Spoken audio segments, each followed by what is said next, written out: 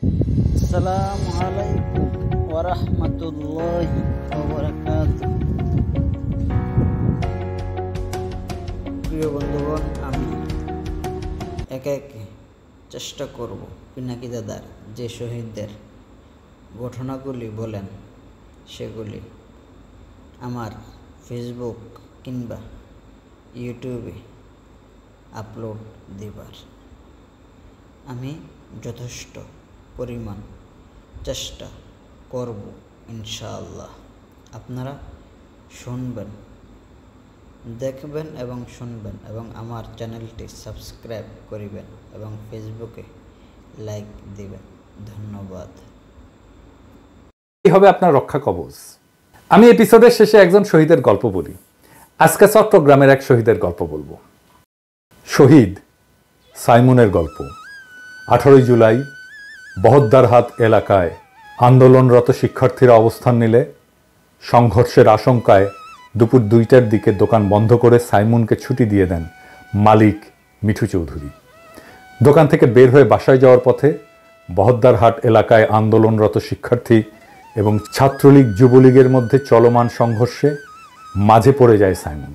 গুলিবিদ্ধ হয়ে পানি উন্নয়ন বোর্ডের গলিতে পড়ে থাকে সে।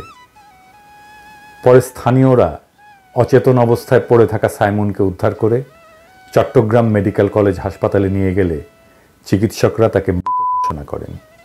তার বুকে আর পিঠে 2টি চিহ্ন দেখা যায়। সাথে কোনো আইডি কার্ড বা মোবাইল ফোন না থাকায় তার পরিচয় প্রথমে শনাক্ত করা যায়নি। সাইমনের বয়স যখন মাত্র 1.5 বছর, তখন ক্যান্সারে মারা যায় বাবা আমিন রাসুল।